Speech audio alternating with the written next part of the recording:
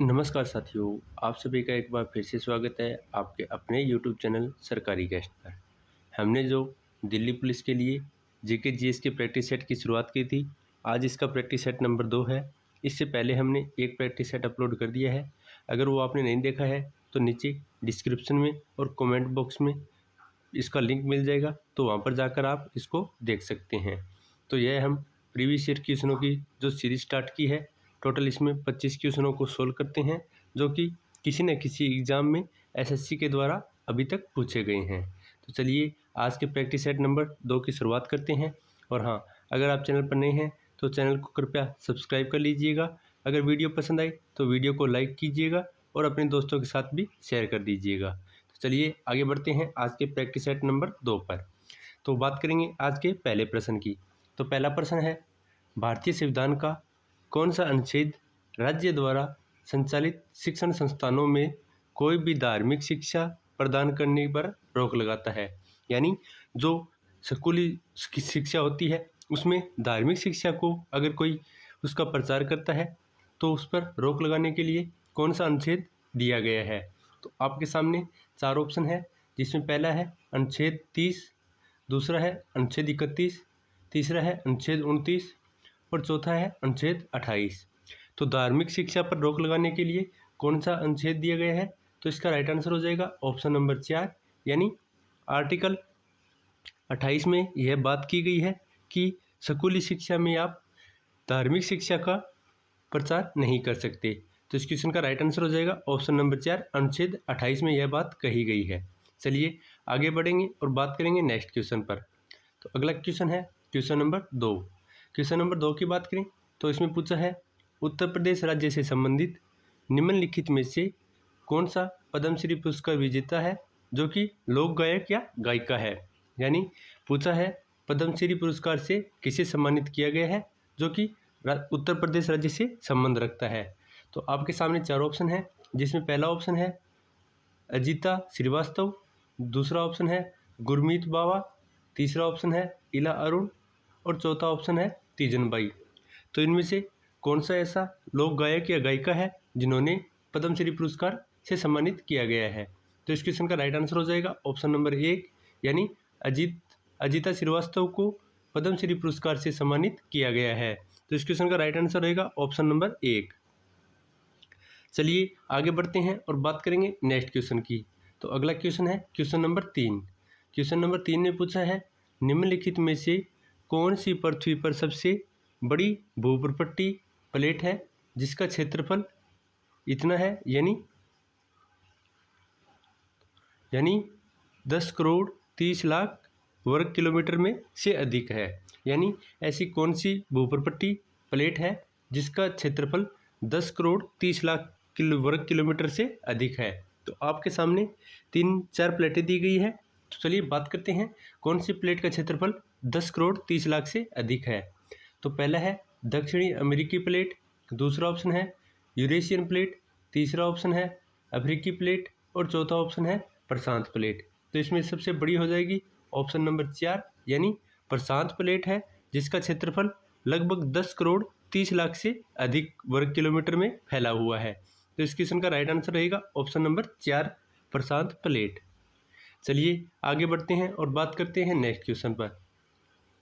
अगला क्वेश्चन है question number 4।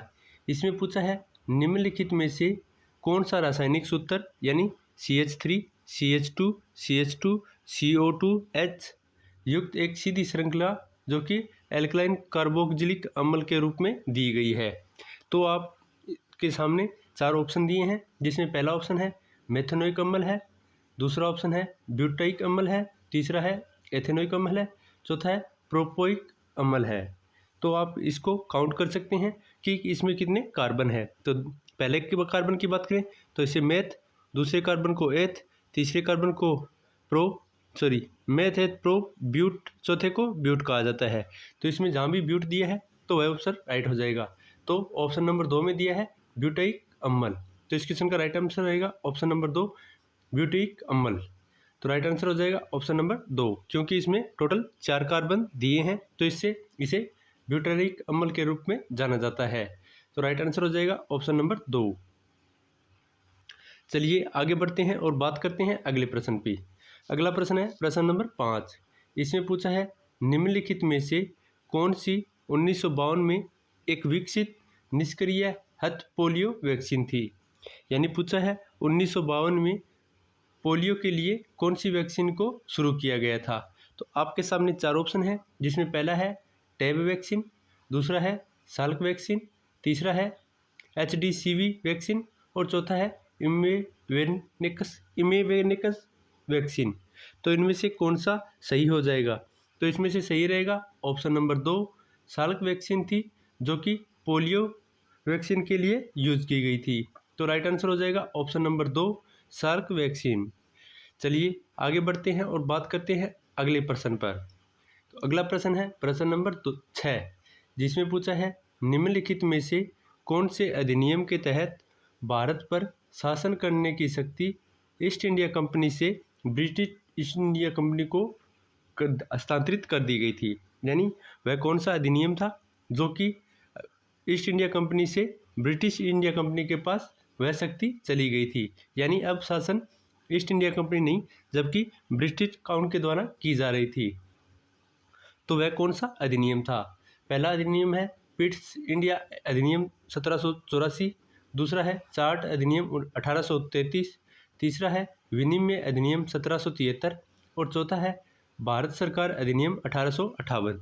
तो यह किसके द्वारा लागू कर दिया गया था। तो इसका राइट आंसर हो जाएगा ऑप्शन नंबर 4, यानी भारत सरकार अधिनियम 1858 के द्वारा यह लागू कर दिया गया था कि अब भारत की जो शासन प्रणाली है वह ईस्ट इंडिया कंपनी से ब्रिटिश क्राउन को स्थानांतरित कर दी गई थी, क्योंकि 1857 के बाद यहाँ पर तख्ता पलट हो गया था और ईस्ट इंडिया कंपनी से शक्ति ब्रिटिश क्राउन के पास चली गई थी।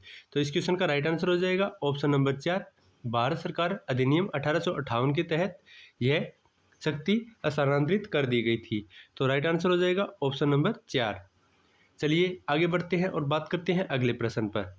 अगला प्रश्न है प्रश्न नंबर 7 है। इसमें पूछा है भारतीय संविधान का अनुच्छेद तंत्र डैश से संबंधित है।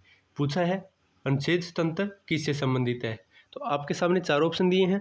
पहला ऑप्शन है उपराष्ट्रपति पद की शपथ से, दूसरा है उपराष्ट्रपति पद की पदावधि से, तीसरा ऑप्शन है भारत के उपराष्ट्रपति हैं और चौथा ऑप्शन है भारत सरकार के कारोबार के संचालन से। तो अनुच्छेद तंत्र की बात करें तो यह भारत सरकार के कारोबार के संचालन से संबंधित हो जाएगा। तो इस क्वेश्चन का राइट आंसर रहेगा ऑप्शन नंबर 4। तो अनुच्छेद तंत्र जो कि भारत सरकार के कारोबार के संचालन से संबंधित हो जाएगा। तो राइट आंसर रहेगा ऑप्शन नंबर 4। चलिए आगे बढ़ते हैं और बात करते हैं अगले प्रश्न पर। तो अगला प्रश्न है प्रश्न नंबर 8। इसमें पूछा है अकबर के शासनकाल के दौरान राजस्व मंत्री कौन था। तो अकबर के शासनकाल के समय राजस्व मंत्री किसे नियुक्त किया गया था। तो आपके सामने 4 ऑप्शन है, जिसमें पहला ऑप्शन है मुल्ला दो प्याजा, दूसरा ऑप्शन है तानसेन, तीसरा ऑप्शन है टोडरमल और चौथा ऑप्शन है अब्दुल रहीम। तो राजस्व मंत्री किसे नियुक्त किया गया था। तो इसका राइट आंसर हो जाएगा ऑप्शन नंबर 3, यानी टोडरमल को अकबर के शासनकाल के दौरान वहाँ का राजस्व मंत्री बनाया गया था। तो राइट आंसर हो जाएगा ऑप्शन नंबर 3 टोडरमल को। चलिए आगे बढ़ते हैं और बात करते हैं अगले प्रश्न पर। अगला प्रश्न है प्रश्न नंबर 9 है। इसमें पूछा है पंचवर्षीय योजना सरकार द्वारा अर्थव्यवस्था में दीर्घकालिक हस्तक्षेप की सुविधा देती है। यानी पंचवर्षीय योजना है जो कि अर्थव्यवस्था में दीर्घकालिक हस्तक्षेप की सुविधा देती है। तो वह किस पर आधारित है। तो आपके सामने 4 ऑप्शन दिए हैं। चलिए बात करते हैं इसमें से कौन सा ऑप्शन सही रहेगा। पहला ऑप्शन है पंचवर्षीय योजना सदैव तटीय क्षेत्र के विकास पर केंद्रित रहती है। तो यह गलत हो जाएगा। पंचवर्षीय योजना तीनों क्षेत्रों पर विकसित करने के लिए केंद्रित होती है।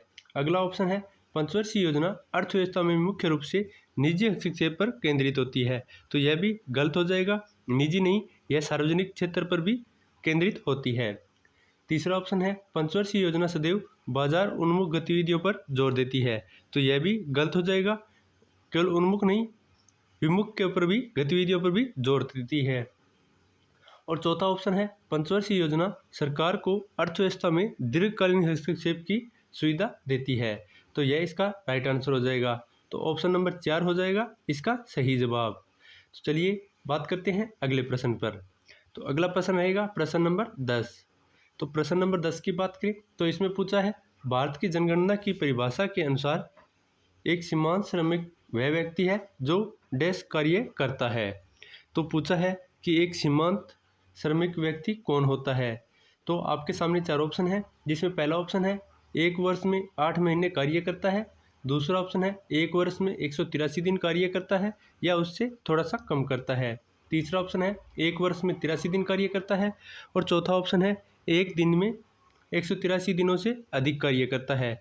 तो एक सीमांत श्रमिक व्यक्ति की बात करें तो इसका सही जवाब हो जाएगा ऑप्शन नंबर 2, यानी 1 वर्ष में 183 दिनों से कम कार्य करता है तो वह एक सीमांत क्रमिक श्रेणी के अंतर्गत आता है। तो इस क्वेश्चन का सही जवाब हो जाएगा ऑप्शन नंबर बी, यानी 1 वर्ष में 183 दिन या 6 महीनों से कम कार्य करता है तो वह सीमांत श्रमिक श्रेणी में आता है। तो इस क्वेश्चन का सही जवाब रहेगा ऑप्शन नंबर 2।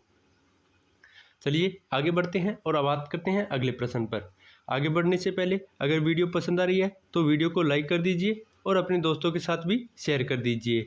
साथ ही साथ चैनल को सब्सक्राइब कर लीजिए ताकि हमें भी मोटिवेशन मिल सके और आपके लिए ऐसे ही प्रैक्टिस सेट अपलोड करा सकें। तो चलिए बात कर लेते हैं अगले प्रश्न पर। अगला प्रश्न है प्रश्न नंबर 11। इसमें पूछा है निम्नलिखित में से कौन 2002 में भारत के तीसरे सर्वोच्च नागरिक पुरस्कार पद्म भूषण से सम्मानित होने वाले सबसे कम उम्र के वाद्य यंत्र वादक थे। यानी जो कि भारत का तीसरा सर्वोच्च नागरिक सम्मान है जिसे पद्म भूषण कहा जाता है, तो वह सबसे कम उम्र में किसे प्राप्त हुआ है जो कि एक वाद्य यंत्र वादक है। तो आपके सामने 4 ऑप्शन है। पहला ऑप्शन है पंडित भीमसेन जोशी को, दूसरा ऑप्शन है उस्ताद जाकिर हुसैन को, तीसरा ऑप्शन है पंडित रविशंकर को और चौथा ऑप्शन है उस्ताद बिस्मिल्लाह खान को। तो पद्म भूषण से किसे सम्मानित किया गया है, तो इसका सही जवाब हो जाएगा ऑप्शन नंबर 2, यानी उस्ताद जाकिर हुसैन को वाद्य यंत्र वादक के लिए, यानी जाकिर हुसैन की बात करें तो यह एक तबला वादक है जिन्होंने उन्हें तबला वादक के लिए पद्म भूषण से सम्मानित किया गया था 2002 में, जो कि सबसे कम उम्र के वादक हैं। तो इस क्वेश्चन का सही जवाब हो जाएगा ऑप्शन नंबर 2। चलिए आगे बढ़ते हैं और बात करते हैं अगले प्रश्न पर। अगला प्रश्न है प्रश्न नंबर 12। इसमें पूछा है निम्नलिखित में से कौन सा कथन गलत है। यहाँ पर 4 कथन दिए हैं और पूछा है उनमें से कौन सा कथन गलत है। चलिए बात कर लेते हैं। पहला है चिप्स को खराब होने से बचाने के लिए चिप्स निर्माता आमतौर पर चिप्स बैगों में नाइट्रोजन से भर देते हैं। तो यह कथन सत्य हो जाएगा, यानी उन्हें खराब होने से बचाने के लिए उसमें नाइट्रोजन भर दी जाती है। तो यह कथन सत्य हो जाएगा।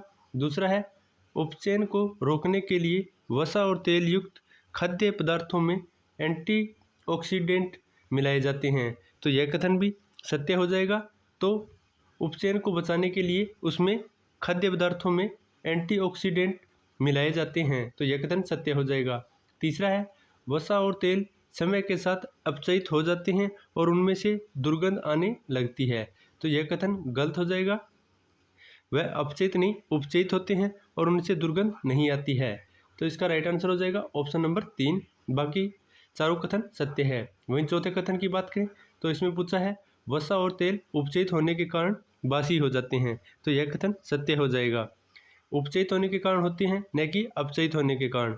तो इसका राइट आंसर हो जाएगा ऑप्शन नंबर 3। 3 नंबर कथन गलत है। चलिए आगे बढ़ते हैं और बात करते हैं अगले प्रश्न पर। तो अगला प्रश्न है प्रश्न नंबर 13। इसमें पूछा है निम्नलिखित में से किस राज्य में ओडिसी नृत्य संस्थान नृत्यग्राम स्थित है। तो नाम से स्पष्ट हो रहा है कि ओडिसी नृत्य संस्थान कहाँ पर स्थित है। तो यहाँ पर नाम से आपको बिल्कुल भी यह पता नहीं लगेगा कि यह उड़ीसा से संबंधित है। अगर ऑप्शन में ओडिशा दिया है तो वह आपका गलत हो जाएगा, क्योंकि यह सिर्फ नाम दिया है और उस राज्य में स्थित नहीं है। तो आपके सामने 4 ऑप्शन दिए हैं। तो बात करते हैं कि यह ओडिसी नृत्य संस्थान नृत्यग्राम कहाँ पर स्थित है। तो पहला ऑप्शन है तमिलनाडु में, दूसरा ऑप्शन है कर्नाटक में, तीसरा ऑप्शन है महाराष्ट्र में और चौथा ऑप्शन है केरल में।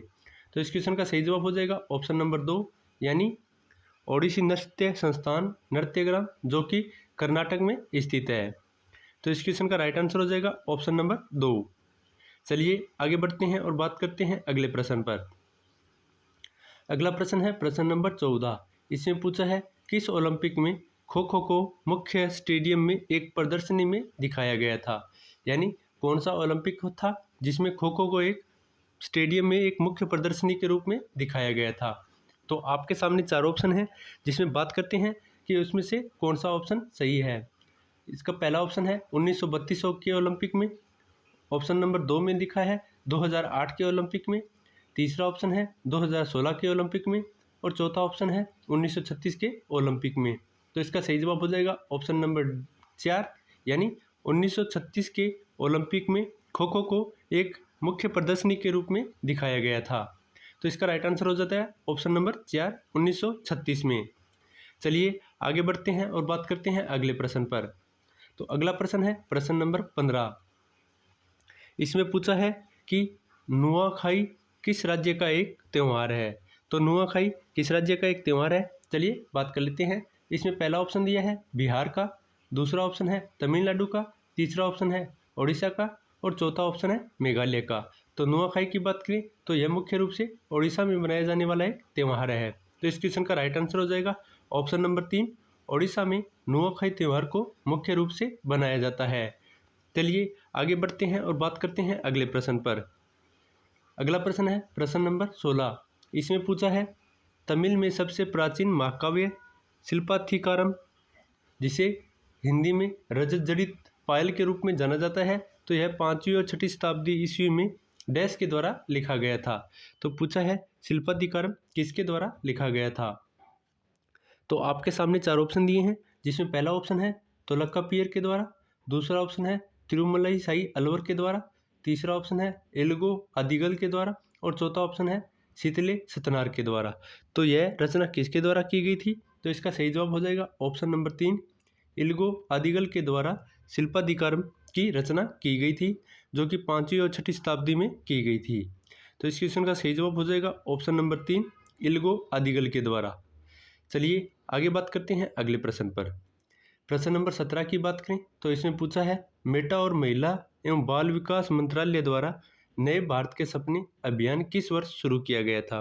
तो यहाँ पर पूछा है नए भारत के सपने, जो कि महिला एवं बाल विकास मंत्रालय द्वारा शुरू किया गया था, तो यह अभियान किस वर्ष शुरू किया गया था।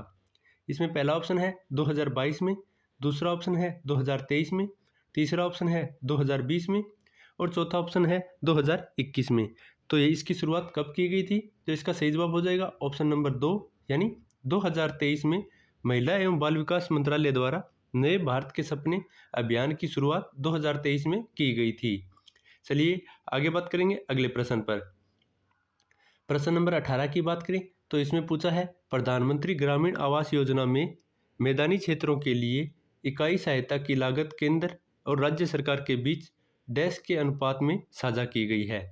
तो यहाँ पर पूछा है कि प्रधानमंत्री ग्रामीण आवास योजना के तहत जो भूमि और जो लागत दी गई है उसमें केंद्र और राज्य सरकार के बीच में कितने अनुपात में साझा की गई है।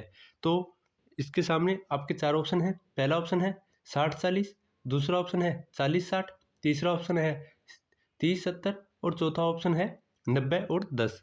तो इसका सही जवाब हो जाएगा ऑप्शन नंबर ए, यानी इसमें 60% केंद्र अपना भाग देगी और 40% राज्य के द्वारा अपना भाग दिया जाएगा। तो यह इसका अनुपात रहेगा, यानी ऑप्शन ए इसका सही जवाब हो जाएगा। 40% अनुदान इसमें केंद्र सरकार करेगी, 40% राज्य और 60% केंद्र सरकार के द्वारा इसमें लागत प्रदान की जाएगी। तो इस क्वेश्चन का राइट आंसर हो जाएगा ऑप्शन नंबर 1। चलिए आगे बात करेंगे अगले प्रश्न पर। प्रश्न नंबर 19 की बात करें तो इसमें पूछा है निम्नलिखित में से किस वस्तु को आर्थिक प्रक्रिया में से परिवर्तन की आवश्यकता है। तो आपके सामने 4 ऑप्शन हैं जिसमें पहला ऑप्शन है अंतिम माल को, दूसरा ऑप्शन है पूंजीगत माल को और तीसरा ऑप्शन है मध्यवर्ती माल को और चौथा ऑप्शन है उपभोक्ता टिकाऊ माल को। तो आर्थिक प्रक्रिया में परिवर्तन की आवश्यकता कौन सी वस्तु को होती है, तो इसका सही जवाब हो जाएगा ऑप्शन नंबर 3, यानी मध्यवर्ती माल को आर्थिक प्रक्रिया के दौरान परिवर्तन की आवश्यकता होती है। तो इस क्वेश्चन का सही जवाब हो जाएगा ऑप्शन नंबर 3, मध्यवर्ती माल को। चलिए आगे बढ़ते हैं और बात करते हैं प्रश्न नंबर 20 पर। तो प्रश्न नंबर 20 की बात करें तो इसमें पूछा है मुस्लिम महिला अधिनियम 2019 की निम्नलिखित में से कौन सी धारा निर्वहन भत्ते से संबंधित है। यानी विवाह अधिनियम संरक्षण अधिनियम 2019 की बात की गई है। इसमें पूछा है कि कौन सी धारा निर्वाह भत्ते से संबंधित है। तो आपके सामने 4 ऑप्शन दिए हैं, जिसमें पहला ऑप्शन है धारा 5, दूसरा ऑप्शन है धारा 6, तीसरा ऑप्शन है धारा 4, चौथा ऑप्शन है धारा 7। तो इसका सही जवाब हो जाएगा ऑप्शन नंबर 1 यानी धारा 5 है, जो कि मुस्लिम महिला अधिनियम 2019 के तहत निर्वाह भत्ते से संबंधित है। तो इस क्वेश्चन का सही जवाब हो जाएगा ऑप्शन नंबर 1, धारा 5 में इसका उल्लेख किया गया है। चलिए आगे बढ़ते हैं और बात करते हैं आज के क्वेश्चन नंबर 21 की। तो क्वेश्चन नंबर 21 की बात करें तो इसमें पूछा है रेलवे वार्षिकी 2019-20 के अनुसार भारतीय रेलवे नेटवर्क की लंबाई कितनी है। तो पूछा है 2019 और 20 के आंकड़ों के अनुसार भारत में रेलवे की लंबाई लगभग कितने किलोमीटर फैली हुई है। तो आपके सामने 4 ऑप्शन दिए हैं, जिसमें पहला ऑप्शन है 63,950 किलोमीटर, दूसरा ऑप्शन है 67,956 किलोमीटर, तीसरा ऑप्शन है 2,402 किलोमीटर, चौथा ऑप्शन है 1,604 किलोमीटर। तो इसका सही जवाब हो जाएगा ऑप्शन नंबर 1 यानी 67,956 किलोमीटर में भारतीय रेलवे नेटवर्क की फैला हुआ है, जो कि रेलवे वार्षिकी यानी बजट के अनुसार बात की गई है कि 2019 और 20 के अनुसार। तो इस क्वेश्चन का राइट आंसर हो जाएगा ऑप्शन नंबर 2, 67,956 किलोमीटर भारतीय रेलवे नेटवर्क की लंबाई मापी गई है। चलिए आगे बढ़ते हैं और बात करते हैं अगले प्रश्न पर। प्रश्न नंबर 22 की बात करें तो इसमें पूछा है गर्मियों के महीनों में पूर्वी जेट धारा प्रायद्वीपीय भारत के ऊपर किस अक्षांश पर बहती है। तो पूर्वी जेटीय प्रायद्वीपीय भारत में जो धाराएं बहती है वह कौन से अक्षांश पर बहती है, जो कि गर्मियों के महीनों में बहती है। चलिए आपके सामने 4 ऑप्शन दिए हैं। पहला ऑप्शन है 28 डिग्री नॉर्थ पर, दूसरा ऑप्शन है 30 डिग्री नॉर्थ पर, चौथा ऑप्शन है 24 डिग्री नॉर्थ पर और तीसरा ऑप्शन है 23 डिग्री नॉर्थ पर और चौथा ऑप्शन है 14 डिग्री नॉर्थ पर। तो इसका सही जवाब हो जाएगा ऑप्शन नंबर 4 यानी 14 डिग्री नॉर्थ पर, जो गर्मियों के महीनों में पूर्वी जेट धाराएं प्रायद्वीपीय भारत के ऊपर बहती है। तो इस क्वेश्चन का सही जवाब हो जाएगा ऑप्शन नंबर 4। चलिए आगे बढ़ते हैं और बात करते हैं आज के क्वेश्चन नंबर 23 का। 23 की बात करें तो इसमें पूछा है निम्नलिखित में से किस देश ने पहली पुरुष एशियाई हॉकी चैंपियनशिप ट्रॉफी जीती थी। तो पूछा है पुरुष एशियाई हॉकी चैंपियनशिप ट्रॉफी किसके द्वारा जीती गई थी सबसे पहले। तो आपके सामने 4 ऑप्शन हैं, जिसमें पहला ऑप्शन है चीन के द्वारा, दूसरा ऑप्शन है पाकिस्तान के द्वारा, तीसरा ऑप्शन है जापान के द्वारा और चौथा ऑप्शन है भारत के द्वारा। तो इसका सही जवाब हो जाएगा ऑप्शन नंबर 4 यानी सबसे पहले भारत के द्वारा पूर्व एशियाई हॉकी चैंपियनशिप ट्रॉफी को जीता गया था। तो इसमें से सही जवाब हो जाएगा ऑप्शन नंबर 4, भारत के द्वारा पुरुष एशियाई हॉकी चैंपियनशिप को जीता गया था। चलिए आगे बढ़ते हैं और बात करते हैं अगले प्रश्न पर। प्रश्न नंबर 24 की बात करें तो इसमें पूछा है निम्नलिखित में से किसने सहायक गठबंधन की प्रणाली को तैयार किया था। तो आपके सामने 4 ऑप्शन दिए हैं और पूछा है किसने सहायक गठबंधन की प्रणाली को तैयार किया था। पहला ऑप्शन है लॉर्ड विलियम बेटिक के द्वारा, दूसरा ऑप्शन है लॉर्ड वेलेस्ली के द्वारा, तीसरा ऑप्शन है लॉर्ड डलहौजी के द्वारा और चौथा ऑप्शन है लॉर्ड कैनिंग के द्वारा। इस क्वेश्चन के सही जवाब की बात करें तो इसका सही जवाब रहेगा ऑप्शन नंबर 2 यानी सबसे पहले सहायक गठबंधन की बात लॉर्ड वेलेस्ली के द्वारा की गई थी। तो इस क्वेश्चन का सही जवाब हो जाएगा ऑप्शन नंबर 2। चलिए आगे बढ़ते हैं और बात करते हैं आज के अंतिम क्वेश्चन की। आज का अंतिम क्वेश्चन है क्वेश्चन नंबर 25। इसमें पूछा है गर्मियों में उत्तर भारत में बहने वाली गर्म स्थानीय हवा डैश कहलाती है। तो आपके सामने 4 ऑप्शन दिए हैं और पूछा है कि गर्मियों में जो उत्तर भारत में जो हवा बहती है गर्म हवा, उसे किस नाम से जाना जाता है। इसमें पहला ऑप्शन है पुरगा, दूसरा ऑप्शन है अमर वर्षा, तीसरा ऑप्शन है लू और चौथा ऑप्शन है चिनुक। तो यह क्वेश्चन आपके लिए होमवर्क रहेगा, कृपया कमेंट में जरूर बताएं कि इसका आंसर क्या रहेगा। तो यह था आज का हमारा प्रैक्टिस सेट नंबर 2।